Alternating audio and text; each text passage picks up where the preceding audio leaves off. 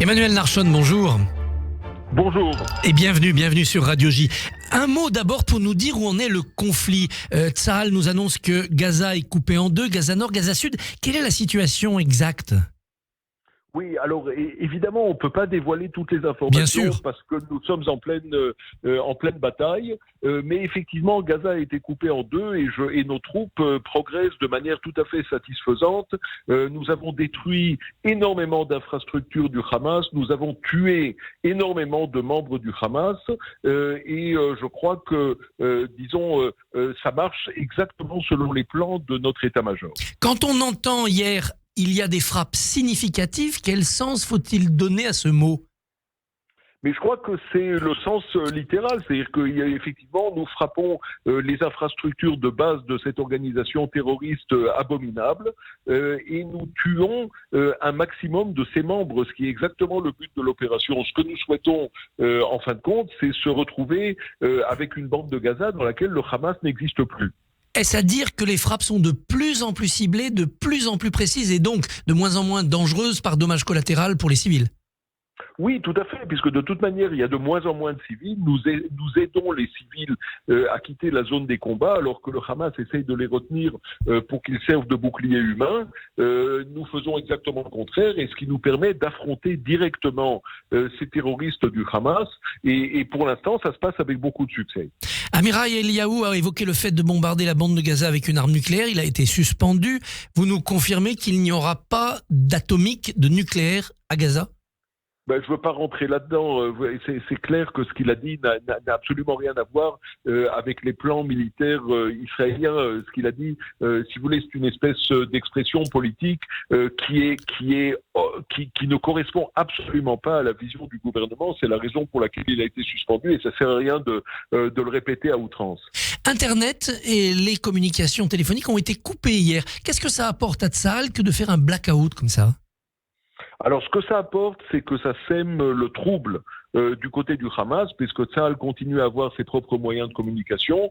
Ça nous permet de cibler certains groupes terroristes, certaines installations terroristes, sans qu'ils puissent communiquer les uns avec les autres, ce qui rend notre vie beaucoup plus facile, parce que ce qui est important quand même de se souvenir, c'est qu'il y a des soldats israéliens et qu'il ne faut pas en aucun cas qu'ils soient atteints. Donc si nous pouvons réduire le nombre de pertes en vie humaine du côté israélien tout en semant la zizanie du côté du Hamas, tant mieux.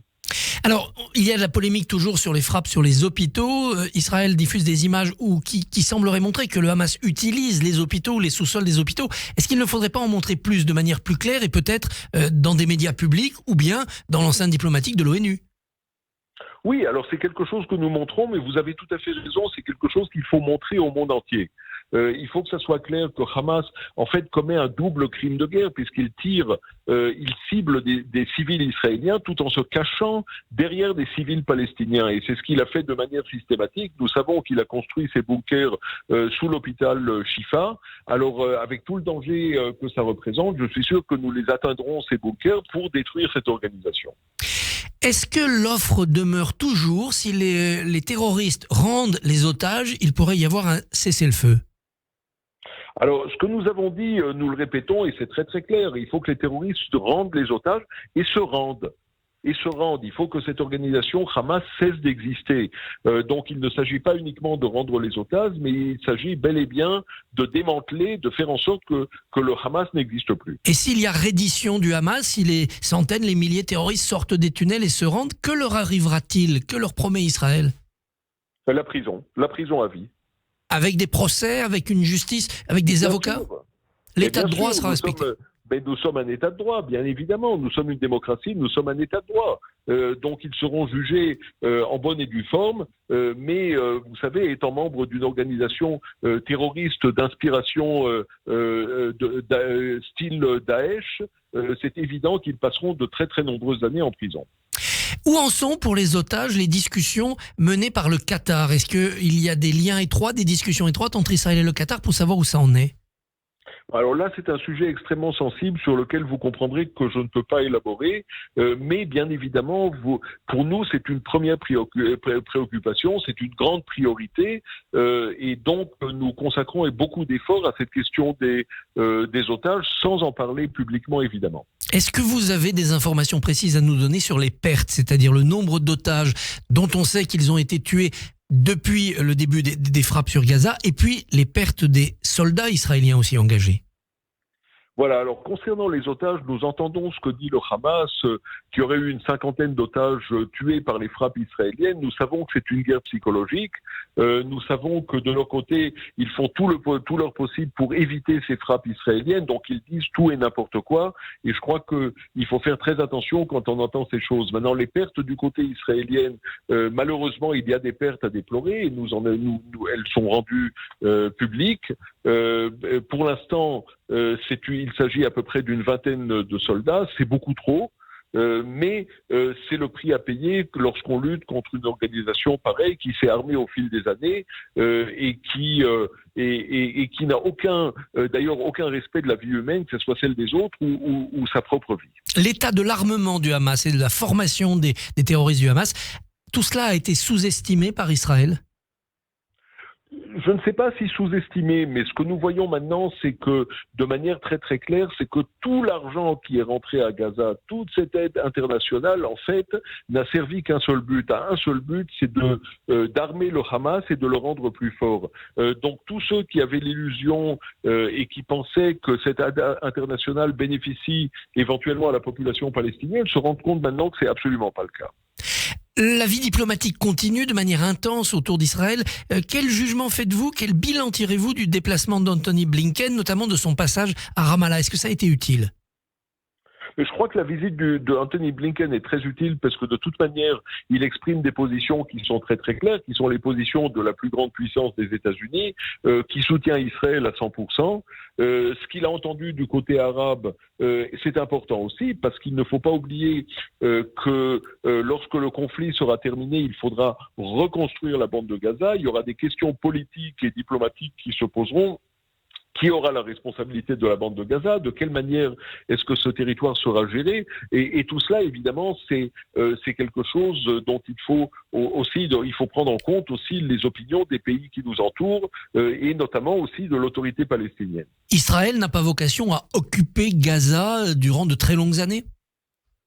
À ma connaissance, non. Je ne pense pas que ça fasse partie des plans du gouvernement israélien. Mais vous savez, il faut voir quel genre de réalité se créera ou existera dès que le conflit sera terminé. Anthony Blinken met en garde contre des déplacements forcés de civils à Gaza. Alors Israël dit aux Gazaouis évacuez, allez vers le sud. Et les États-Unis disent non, il ne faut pas déplacer les populations. Comment résoudre cette équation? Non, je crois que c'est pas exactement la même chose, parce que lorsque nous demandons aux populations civiles de se diriger ailleurs, c'est dans le but très clair de pouvoir lutter contre le Hamas sans qu'il y ait de civils atteints par ces combats. Donc il s'agit de quelque chose de temporaire et nous l'avons dit de manière très très claire. Je comprends tout à fait la position américaine disant qu'il ne faut pas profiter ou utiliser, je dirais, cette situation pour que la population gazaoui soit obligée d'aller vivre ailleurs de manière permanente, mais ce n'est absolument pas l'intention du gouvernement israélien. Catherine Colonna, la ministre des Affaires étrangères française, l'a rappelé, elle demande au nom de la France une trêve humanitaire pour aller vers un cessez-le-feu. C'est toujours non du côté de Jérusalem? C'est un non total et absolu. Vous savez, nous étions en trêve jusqu'au 7 octobre. C'est le Hamas qui a rompu cette trêve en commettant un massacre abominable digne des nazis. Et pour l'instant, il est hors de question qu'il y ait une trêve parce qu'une trêve joue en faveur des terroristes et c'est absolument pas justifié. Pourquoi elle jouerait en faveur des terroristes? Quelques jours d'aide humanitaire, puisqu'Israël maintenant a bien cerné la ville, ça serait peut-être sans conséquence. Oui, mais nous voyons d'ailleurs des terroristes du Hamas qui essayent de quitter la bande de Gaza sous couvert de cette aide humanitaire et de cette possibilité maintenant qui se présente ces derniers jours pour que les étrangers donc vivant dans la bande de Gaza puissent partir. Donc il est absolument certain, nous ne voulons pas non plus d'ailleurs que le Hamas essaye d'exfiltrer des otages israéliens en utilisant cette trêve. Donc il y a des considérations opérationnelles et pratiquement, à partir du moment où il n'y a pas de population civile dans la zone des combats, eh bien les combats continueront jusqu'à ce que le Hamas soit exterminé. C'est ça la situation actuelle aujourd'hui, il n'y a plus de civils dans la zone des combats ou il y en a encore ? Alors ça, je suis incapable de vous dire précisément s'il y a encore des civils dans la zone des combats, mais nous faisons très attention. Nous ciblons les gens du Hamas et les gens du Hamas uniquement. Vous avez bien vu d'ailleurs tous les mensonges comme quoi nous avions atteint des hôpitaux avec des civils, alors que c'est absolument pas vrai. Ce sont des mensonges du Hamas qui malheureusement reçoivent un certain écho dans la presse internationale. Alors nous ciblons les terroristes et nous le faisons avec beaucoup de succès.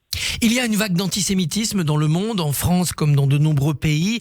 Quelle est votre réaction ? Est-ce que vous trouvez que les pays concernés font ce qu'il faut pour protéger les Juifs chez eux ? Alors ça c'est une bonne question, mais c'est une question que vous devriez poser au pays en question. C'est pas à moi de distribuer des notes à la République française ou à un autre pays quant à la protection de la population juive. Mais c'est évident qu'il y a une montée d'antisémitisme. Ce que nous voyons maintenant, c'est une alliance malsaine et nauséabonde entre les islamistes et l'extrême gauche. Avec une extrême droite antisémite qui rajoute aussi un peu de feu un peu de poudre sur ce feu, et puis voilà. Donc c'est ce qu'on a toujours vu, hein. C'est ce qu'on a vu encore du temps de la collaboration avec les nazis. Ça fait partie, je dirais, du paysage politique européen. Donc les islamistes, l'extrême gauche et l'extrême droite, et malheureusement ce sont les juifs qui payent le prix, et c'est aux États membres de l'Union européenne, donc aux pays européens, de faire en sorte que la population juive soit protégée. Eh bien Emmanuel Narchon, merci infiniment de votre témoignage et de vos réponses ce matin. Bonne journée. Merci beaucoup. Merci beaucoup Christophe. Christophe Barbier qu'on retrouvera demain à 7h45 et votre invité demain Christophe sera le président du CRIF, Jonathan Arfi. Bonne journée. Radio J.